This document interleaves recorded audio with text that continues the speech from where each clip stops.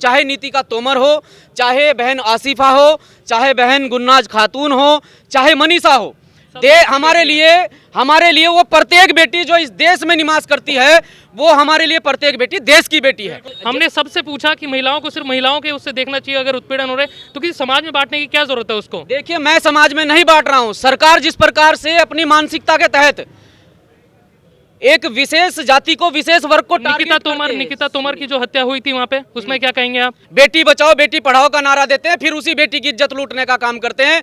और जो लोग बेटियों के साथ गलत करते हैं, सरकार में बैठे लोग उन्हीं का संरक्षण करते हैं। कहाँ का न्याय है? नमस्कार, मेरा नाम है हेमंत और आप देख रहे हैं द न्यूज़ वाला नेटवर्क। जिस तरीके से जो बर्बरता हुई बिहार में गुलनाज के साथ और देश में अन्य उत्पीड़न जो हो रहे हैं, उसी मामले में यहाँ पर धरने पे आए हैं। हमारे साथ महक सिंह जी हैं।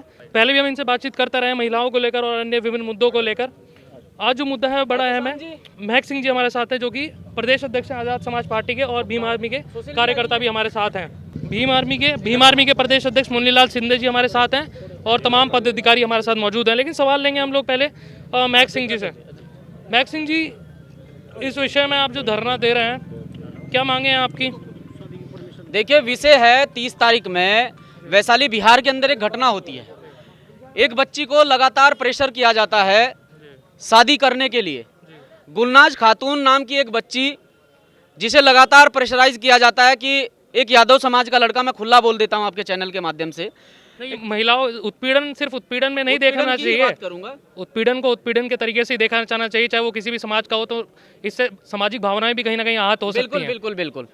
तो जिस प्रकार से गुलनाज खातून के साथ में एक निंदनीय घटना को अंजाम दिया गया है, आज हम लोग यहाँ पर इकट्ठे हुए हैं। भीम आर्मी भारत एकता मिशन के माध्यम से हम लोगों ने ज्ञापन भी दिया है और उस ज्ञापन में अपनी मुख्य मांग हमने रखी है कि गुलनाज खातून के परिवार को एक तो उचित मुआवजे की मांग हमने रखी है, और गुलनाज खातून के परिवार से एक सदस्य को सरकारी सेवा में रखा जाए। और गुलनाज खातून के साथ में जिन लोगों ने ऐसी घटना को अंजाम दिया है, लगातार उस बच्ची को प्रेशर बनाया गया शादी करने के लिए। जब बच्ची ने शादी करने से इनकार कर दिया, और शादी करने से इनकार करने के बाद वो बच्ची बिल्कुल भी उनके संपर्क में नहीं थी, पहले से भी नहीं थी और बाद में भी नहीं थी।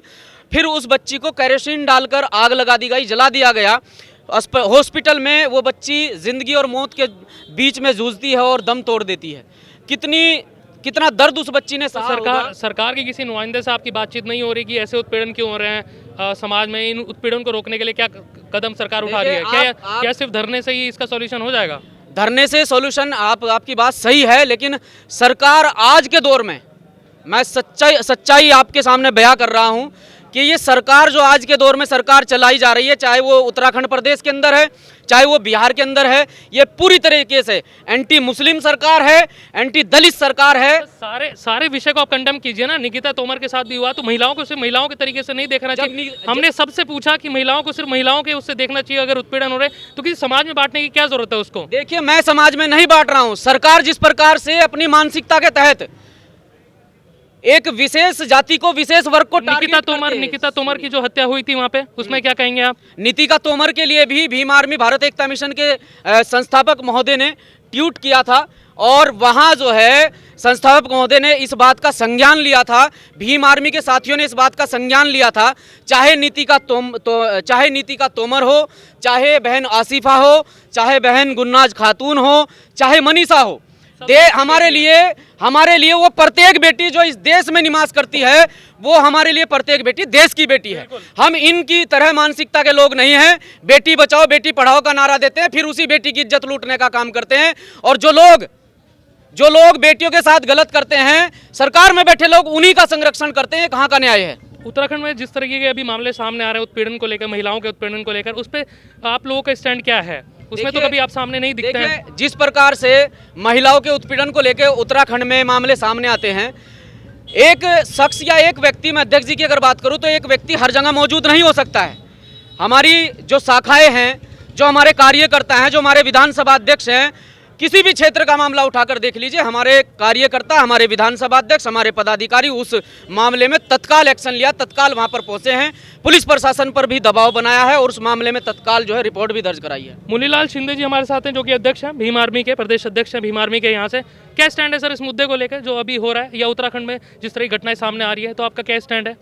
देखिए, जो बिहार में हुआ है गुलनाज बहन के साथ, इस पे जो हमारी मांगे हैं, अगर सरकार पूरी नहीं करती तो पूरा देशव्यापी आंदोलन होगा। और बात उत्तराखंड की है, उत्तराखंड में हमने पहले भी किया है, हमारे विधानसभा अध्यक्ष डट के खड़े रहते हैं हर थाने चौकी पर, हर तहसील परिश्रम पे। अगर होगा तो हम उसके बिल्कुल खिलाफ हैं और अपनी मांगे हम मनाना भी जानते हैं। मेरा आखिरी सवाल है सर आपसे, ट्रिपल तलाक के नाम पे जो उत्पीड़न महिलाओं का उत्तराखंड में हो रहा है, उस पर क्या आप राय रखते हैं उस मुद्दे पे?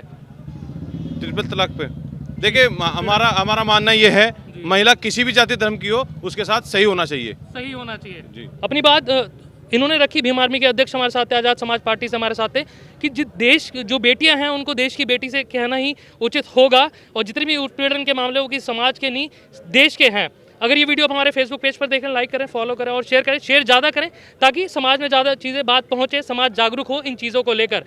कैमरा पर्सन शिवम के साथ द न्यूज़ वाला नेटवर्क, शुक्रिया।